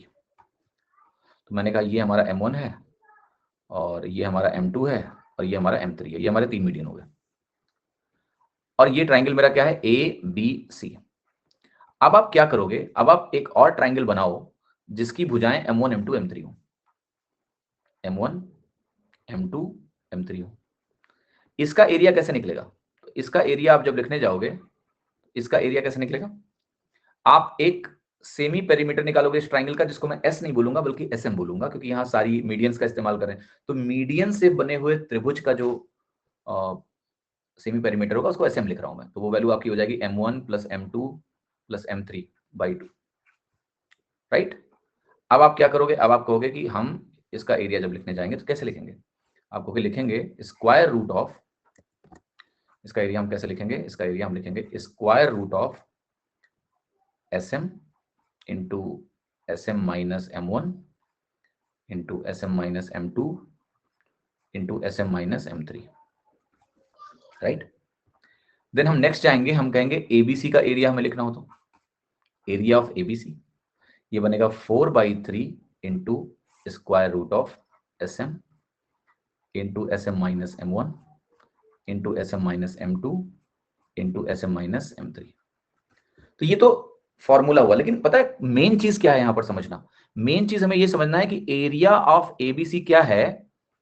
4/3 into area of triangle with sides m1 m2 m3, और m1 m2 m3 क्या है? मीडियंस है। तो अब मैं कहूंगा इसका एरिया निकाल के 4/3 करना है। अब अगर वो कोई ऐसा ट्राइंगल होगा जिसमें हेरॉन्स लगाना पड़ेगा तो हेरॉन्स लगाएंगे, और अगर कोई स्पेशल ट्राइंगल मिल जाए, मान लिया वो आइसोसेलेस मिल गया, मान लिया वो तीनों मीडियन बराबर हो गए तो इक्विलेटरल मिल गया, या मान लिया राइट एंगल मिल जाए, वो तीनों मीडियन की जो वैल्यू हो वो राइट एंगल ट्राइंगल बना रही हो, तो मैं ये फॉर्मूला क्यों लगाऊंगा एसएम वाला? जरूरत ही नहीं पड़ेगी। तब तो मैं सीधा half into base into height से एरिया निकाल सकता हूं। तो द गेम इज कि हम ये जाने कि त्रिभुज का जो एरिया है वो 4/3 है मीडियन से बने ट्राइंगल के एरिया से। ये ज्यादा इंपॉर्टेंट है। और अगर ये हमें पता है तो देखो, जैसे ये सवाल है, आप 10, 24 और 26 को गौर से देखिए, राइट? 10, 24 और 26 आपके बनाएंगे राइट एंगल ट्राइंगल। क्या बनाएंगे? ये बनाएंगे राइट एंगल ट्राइंगल, बिकॉज ये पाइथागोरस ट्रिपलेट है, 5, 12, 13, इसका डबल है। मैं भी पाइथागोरस ट्रिपलेट पे आ रहा हूं आज, मैं इंट्रोड्यूस करूंगा पाइथागोरस ट्रिपलेट क्योंकि उसकी रिक्वायरमेंट है। ये राइट एंगल ट्राइंगल है। तो मेरा आंसर क्या हो गया? मेरा आंसर हो गया 4/3 इंटू हाफ इंटू 10 इंटू 24। 2 से बनेगा 12, 3 से बनेगा 3 चौके 12, 4 चौके 16 एंड 0, 160। तो ये आंसर होगा। क्योंकि राइट एंगल है तो हमने राइट एंगल का एरिया निकाला, आंसर निकाल दिया, दैट्स इट, खत्म कहानी। ठीक है, अब बिफोर हम और सवाल करें, अभी जरूरी है कि हम भैया पाइथागोरियन ट्रिपलेट, क्योंकि अब देखो यहाँ राइट एंगल की जरूरत पड़ गई, तो हमें पाइथागोरियन ट्रिपलेट को सीखना बहुत आवश्यक है। तो जरा समझते हैं कि पाइथागोरियन ट्रिपलेट जो है ये क्या होता है,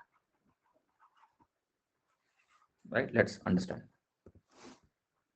तो अगर मैं आपसे बोलता हूं कि A square plus B square is equal to, मान लिया सी स्क्वायर मुझे दिया हो, राइट, एंड मैं यहां लिख रहा हूं if C is equal to 5 then find how many values,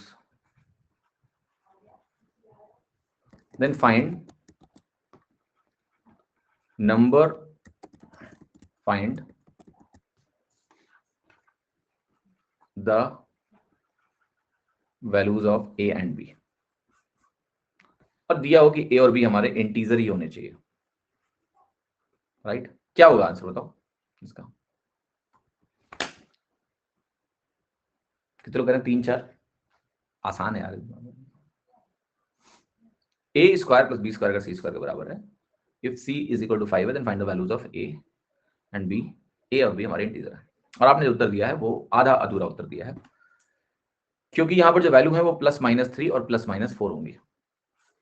मुझे आपको यहां समझाना है कि पाइथागोरियन ट्रिपलेट में और इसमें फर्क क्या है।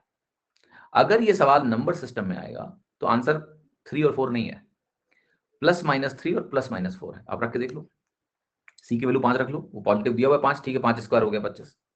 अब तुम ए की वैल्यू +-3 में से कुछ भी रख दो चलेगा। तो Pythagorean triplet are different than relation A square plus B square is equal to C square, because A square plus B square is equal to C square एक अलजेब्राइक एक्सप्रेशन है, और इस अलजेब्राइक एक्सप्रेशन में चाहे मैं positive value डालूं या मैं नेगेटिव वैल्यू डालूं, इक्वेशन हमारी सेटिस्फाई होती है।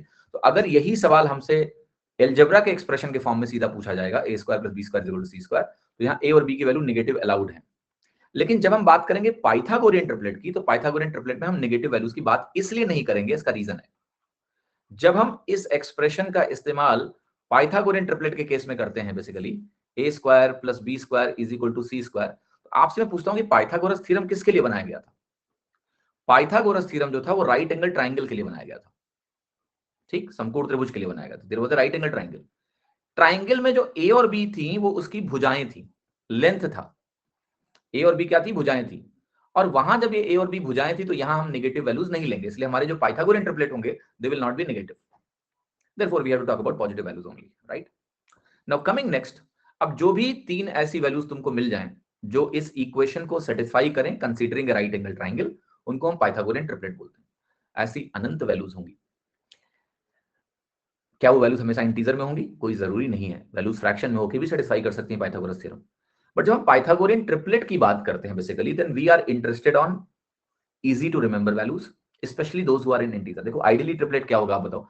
कोई भी 3 वैल्यूज जो फिट हो जाए वो ट्रिपलेट है। दशमलव वाली वैल्यू फिट हो जाए उसको भी हम ट्रिपलेट बोलेंगे यार, क्यों नहीं बोलेंगे, है। But we want to remember few things for our reference, अपने रेफरेंस के लिए कुछ चीजों को हम ध्यान रखना चाहते हैं, तो हम दशमलव वाली वैल्यू नहीं ध्यान रखेंगे, जाहिर सी बात है, we will try to remember integer वाली वैल्यू। तो पहली जो वैल्यू है जो इसको सेटिस्फाई करती है वो है 3 square plus 4 square is equal to 5 square. मजेदार बात यह है इसके साथ कि ये ओनली ट्रिपलेट है, ये ओनली ट्रिपलेट है which is consecutive numbers, right. 3 4 5 क्या है? क्रमागत संख्याएं। ये एकमात्र ऐसा ट्रिपलेट है जो तीनों कंजिक्यूटिव है। एग्जाम में कभी सवाल आ जाए कि पाइथागोरियन ट्रिपलेट वो वाला जिसमें 3 नंबर कंजिक्यूटिव है, only this Pythagorean triplet 3 4 5, no other triplet, कोई और ट्रिपलेट नहीं है जो इस कंडीशन को सेटिस्फाई करेगा, ओनली कंजिक्यूटिव पाइथागोरियन ट्रिपलेट, ठीक है। अगर मैं आपसे सवाल पूछ लूं कि कंजिक्यूटिव इवन नंबर ट्रिपलेट, तो इसी का दुगना हो जाएगा, 6 8 10, 3 4 5 में एक एक का गैप है, दुगना कर दो, 6 8 10 मिल गया। तो ये ओनली कंजिक्यूटिव इवन नंबर का ट्रिपलेट है, इसमें दो दो का गैप हो, और कोई संभव ही नहीं है, ऑड का तो बनेगा ही नहीं कुछ। तो ये तो सबसे महत्वपूर्ण जो पहला पाइथागोरियन ट्रिपलेट आपको मिलेगा वो 3 4 5 मिलेगा। सवाल अब ये कि क्या हम इन ट्रिपलेट्स को जनरेट कर सकते हैं? Is there any way to generate the triplet? Yes. जैसे यहां देखो 3 4 5 है, मैं आपको तरीका बताता हूं। इसमें सबसे छोटी भुजा पकड़ लो, क्या है? 3, सबसे छोटी भुजा। इस 3 का हमने क्या किया? स्क्वायर किया, क्या मिला मुझे? 9। इस 9 में अब एक घटा के आधा कर दो और इस 9 में एक जोड़ के आधा कर दो। एक 4 बनेगा, एक 5 बनेगा। मैंने क्या किया कि मैंने कहा अगर ये मेरा x है, समझना, तो आप पहले इसका स्क्वायर करिए, एक घटा के आधा करिए, फिर इस स्क्वायर में एक जोड़ के आधा करिए, तो ये पाइथागोरियन ट्रिपलेट बनेगा। ये क्यों पाइथागोरियन ट्रिपलेट है और इस पैटर्न में हमें पाइथागोरियन ट्रिपलेट क्यों मिल रहा है? अगर आप इन तीनों का रेशियो गौर से देखें तो रेशियो पता है क्या है? 2x ratio x square minus 1 ratio x square plus 1।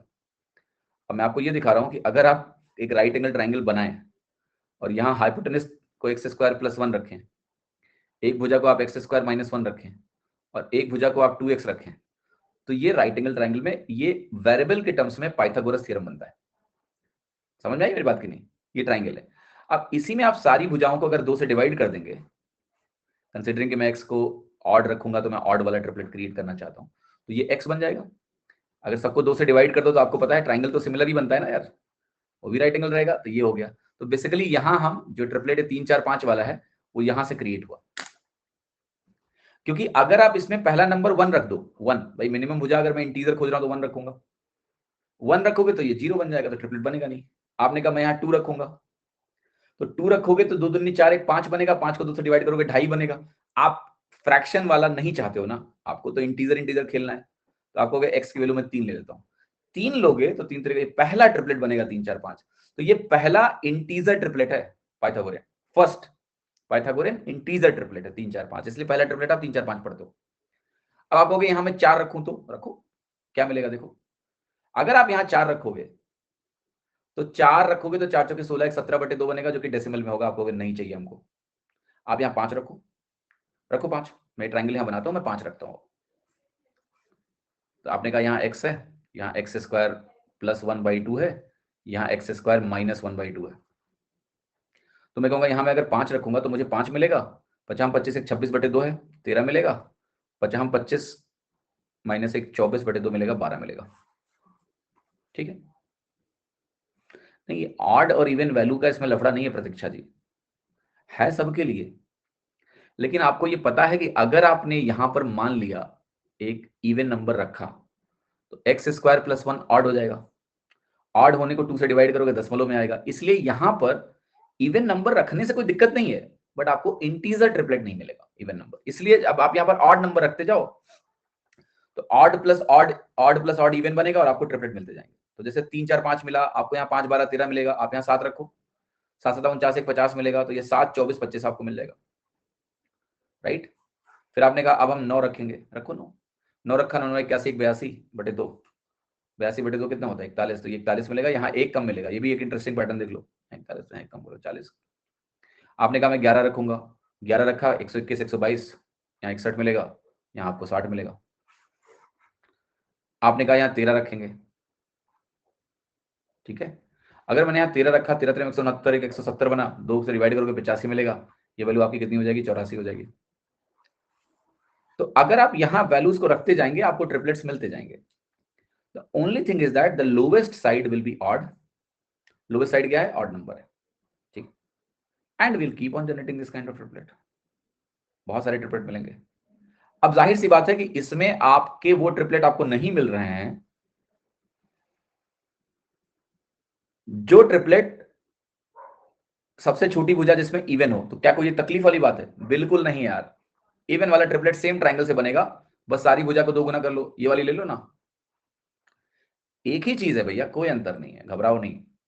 जो आपने 2 से डिवाइड कर लिया था क्योंकि आपको ऑड चाहिए था, सबको 2 से मल्टीप्लाई कर दो, ये भी राइट एंगल ट्राइंगल है, 2x हो गया। अब रखो यहाँ पर x की वैल्यू मिनिमम क्या डालोगे? आपने कहा x की वैल्यू देखो, अगर 1 डालेंगे तो बनेगा नहीं, 2 डालेंगे तो बन सकता है, बट 2 डालने में बनेगा क्या पता है तुमको? 4 और 2 दूनी 4 1 5 और 3, आपको ये तो जानते हैं यार, 3 4 5 है, तो 2 डालने का कोई फायदा नहीं हुआ, तो कुछ नया ट्रिपलेट मिला ही नहीं हमको, आता है ये। तो हमने कहा x को 3 डाल लेते हैं। x को 3 डालोगे तो ये क्या मिलेगा? 3 दूनी 6, 6 लिख दिया, 3 3 का 9 माइनस 1 कितना हुआ? 3 3 का 9 माइनस 1, 9 माइनस 1 8 हुआ और ये 10 हो गया। तो ये भी जानते हो तुम 6 8 10। अब देखो 6 8 10 जो ट्रिपलेट है इसको मैं नया ट्रिपलेट बोलूंगा ही नहीं। क्यों नहीं बोलूंगा? क्योंकि जो 3 4 5 का ट्रिपलेट है, अब इसमें तुम 2 से गुणा कर दो 6 8 10 मिलेगा। तुम इसको 3 से गुणा कर दो तो 9 12 15 मिलेगा। ये नए ट्रिपलेट्स नहीं है। आपने एक ट्राइंगल है 3 4 5, उसको अगर आप k से मल्टीप्लाई कर दोगे हर भुजा को तो मुझे सिमिलर ट्राइंगल मिलेगा। सिमिलर ट्राइंगल मिलेगा तो राइट एंगल ट्राइंगल होगा ही होगा। तो वो नए ट्रिपलेट नहीं बोलूंगा मैं। तो जहां तक मेरे को कोई भी तुम त्रिभुज दोगे, जैसे ऐसा त्रिभुज दिया तुमने, मैं देखूंगा कोई कॉमन फैक्टर है क्या? 3 कट रहा है 3 से, 3 3 चौके 12 3 5 15, मैं बोलूंगा राइट एंगल ट्राइंगल है। 3 4 5 से बना हुआ है तो आई विल नॉट से 6 8 10 is a new triplet, it's a known triplet. 3 4 5 का दुगना है। आप यहाँ रेशियो लेके देखो हमेशा, जब रेशियो लेने पे कुछ पहले का जाना हुआ ना मिले तब तो कहेंगे नया ट्रिपलेट है। तुमने एक राइट एंगल ट्राइंगल की सारी भुजा को गुणा कर दिया 2 से, तो हम कंफ्यूज हो जाएंगे क्या कि ये ट्रिपलेट है कि नहीं, ढूंढ लेंगे। इतना तो समझदार हो। जरा इसको 5 रखो क्योंकि इवन नंबर चाहिए। 4 भी रख सकते हो बट 4 पे देखो कुछ नया मिल रहा है क्या तुमको, रखो 4। 4 दूनी 8 मिलेगा, 4 चौके 16 1 17 मिला। हाँ ये देखो नया ट्रिपलेट मिल गया आपको, 8 15 17, ये नया ट्रिपलेट मिला x बराबर 4 पे। देखो 8 15 17। अगर आप x की वैल्यू को 5 रखेंगे तो देखो क्या मिलेगा, 5 दूनी 10। और देखो मैं एक चीज बता दूं, ऑड नंबर रखने पे तुम्हें नया ट्रिपलेट नहीं मिलेगा क्योंकि ऑड रखने पे हम ऑड वाले ट्रिपलेट निकाल चुके हैं, उसी का 2 गुना करके आपको भुजाएं मिलेंगी यहाँ पर। तो इसलिए ऑड रख रख के यहाँ पर नया ट्रिपलेट खोजना भी मत, वो सिंपली आपको पुराना ट्रिपलेट जो आपने देख रखा है ना उसी का दुगना दे देगा, क्योंकि यहाँ दुगना करके साइड लिखी हुई है। आपने एक्स को ऑड रखा तो जो वहां निकाला था उसका दुगना मिल जाएगा। देयरफॉर अगर आप इसमें कुछ करना चाहते हो नया तो आप वैल्यूज को इवन डालते जाओ, इवन वैल्यूज डालते जाओ। तो आपकी इवन वैल्यू क्या होंगी, एक्स की वैल्यू आपने कहा 6 रखते हैं तो देखो 6 दूनी 12 मिलेगा, 6 36 1 37 मिलेगा और 35 मिला, तो 12 35 37। अब जब लिखना है इसको तो ऐसा करना, सबसे बड़ी भुजा सबसे लास्ट में लिखना, सबसे छोटी बड़ी वाली बीच में, ऐसे करके आप पहले ये लिखो फिर ये लिखो फिर ये लिखो। ठीक, मैंने थोड़ा उल्टा लिखा यहाँ पर। आप x बराबर 8 रख के देखो, 8 रखोगे तो आपको यहाँ 16 मिलेगा। 8 रखने पे 8 28 64 माइनस 1 63 और 8 28 64 और 1 65 मिला। ये सुनो, आप x की वैल्यू को अब 10 रख लो, 10 रखोगे तो आपको यहाँ 20 मिलेगा। 20 के बाद यहाँ क्या मिलेगा, 99 माइनस 1, 99 माइनस 1 आपका 98 बनेगा और वो वैल्यू आपकी हो गई कितना, सॉरी 100 माइनस 1 99 और 100 प्लस 1 101 हो गया। अब देखो यहाँ क्या हुआ, यहाँ पर आपका जो वैल्यू है वो कहाँ निकल गया, 100 के ऊपर निकल गया एक वैल्यू। हम 100 के ऊपर वाली वैल्यूज को ध्यान नहीं रखेंगे, बिलीव मी। आपको 100 तक के ट्रिपलेट्स ध्यान रखने हैं, लेकिन आपको 100 तक बहुत ज्यादा ट्रिपलेट तो नहीं दिखे। हमने ऑड वाला निकाला, इवन वाला निकाला, ज्यादा से ज्यादा आप क्या करोगे, आप इसका डबल करोगे तो 12 दूना 24 मिलेगा, 37 दूना 74, 35 दूना 70। बट वो ट्रिपलेट तो मैं पहचान लूंगा। नए ट्रिपलेट्स की अगर बात करें तो बहुत गिने चुने ट्रिपलेट मिले यार हमको 100 तक। 3 4 5 था और 3 4 5 के बाद ये 5 12 13 7 24 25 9 40 41 11 60 61 13 84 85। अगर आप यहाँ 15 ले लोगे, 15 15 हम कितना होता है 225, आप 100 के ऊपर निकल गए। तो कुल मिला के यहाँ पर 1 2 3 4 5 6 ट्रिपलेट यहाँ मिल गए। और अगर आप इस फॉर्मूले से जाओगे, इस वाले फॉर्मूले से जाओगे तो आपको कुछ ट्रिपलेट और मिल गए। जैसे आपको एक नया ट्रिपलेट 8 15 17 मिल गया, एक 12 35 37 मिल गया, एक 16 63 65 मिल गया। बट ऐसा नहीं है कि अगर भुजाएं 100 तक ही लिमिट रखनी है तो इतने ही ट्रिपलेट होते हैं। देयर आर मोर ट्रिपलेट्स जो इन फॉर्मूलों से नहीं निकलते हैं। तो ऐसा नहीं कि ट्रिपलेट निकाल, देखो ये फॉर्मूले हैं जो ट्रिपलेट देंगे, that's good. This is one of the formula that will give me triplets, but this is not the only formula that gives triplets. There are other values also which can be triplet, which follows a square plus b square बराबर c square. a square plus b square बराबर c square follow करने वाले ये 3 भुजाएं हैं, तो इनसे भी ट्रिपलेट मिलेगा, बट इसका मतलब नहीं कि यही सारे ट्रिपलेट्स हैं। There are more triplets till 100। तो जो नेक्स्ट क्लास होगी उस नेक्स्ट क्लास में मैं आपको बताऊंगा कि भैया और कितने ट्रिपलेट्स हमारे संभव हैं। क्लियर? अब अच्छी बात यह है कि आपकी छुट्टी है कल परसों नरसों, सैटरडे संडे देखो वैसे भी ऑफ रहेगा, काफी दिनों से लगातार क्लास ले रहे हैं हम लोग। कल भी एक छुट्टी देते हैं क्योंकि मैं ये चाहता हूं कि जो लोग ज्योमेट्री में पकड़ नहीं पा रहे ना वो पकड़ें, सिमिलैरिटी समझ लो, जो चीजें अपनी रुकावटें हैं ना वो रुकावटें दूर कर लो। तो tomorrow and then next 2 days there will be off, I am not taking plus class. तो अगली प्लस क्लास आपकी 4 तारीख को होगी। अगर आप मुझे मिस करते हो, मुझसे पढ़ना ही है तो आओ, ठीक है। There is a YouTube class that you can attend, कल भी है, आप यूट्यूब पे आ जाना। तो वो दैट्स देयर, बट आप नोट्स बना लो। जो भी कहते हैं ना गैप्स है, ज्योमेट्री बड़ा टॉपिक है, तो मैं नहीं चाहता हूँ कि शुरुआत में ही आप छूट जाओ, साथ साथ हमारा आप तुम्हारा कनेक्ट ही ना हो पाए, घबरा जाए। तो कल परसों नरसों यू हैव 3 डेज ऑफ, कोई क्लास नहीं लूंगा मैं ज्योमेट्री की। अगली ज्योमेट्री की क्लास 4 तारीख को, 4 तारीख की शाम को 6 बजे। पाइथागोरियन ट्रिपलेट को हम कंप्लीट करेंगे और मजा आएगा आपको, ठीक है। तो प्लीज मेक श्योर कि 3 दिन बर्बाद मत करना, ठीक है। तुम लोग की हालत देख के ही तुम्हें रेस्ट दे रहा हूँ, क्योंकि बीच में आपने साथ भी बहुत दिया, लगातार क्लासेस हमने ली इधर, सैटरडे भी नहीं छोड़ा हमने। तो I want you to take bit rest, make your notes. समझ में नहीं आ रही ज्योमेट्री, कोई तरीका नहीं है, सीखना पड़ेगा बेटा। देखो कई बार क्या होता है, हम यही बोलते रहते हैं हमें समझ नहीं आ रहा है, हमें समझ नहीं आ रहा है। ज्योमेट्री में कोई दिक्कत नहीं है समझने में, जब चीजें बेसिक से पढ़ाई जा रही है तो आप बेसिक से पढ़ना सीखिए। एक एक चीज को घर पे आप समझने की कोशिश करिए, ना कि लोगों से पूछने की कि मुझे समझ में नहीं आ रही। मैं हर चीज समझा समझा के पढ़ा रहा हूँ, अब आपको थोड़ा टाइम देना पड़ेगा, टाइम दोगे तो समझ में आएगी, राइट। चलिए अब मुलाकात करेंगे आपसे 4 तारीख को, तब तक खुश रहो, थैंक यू।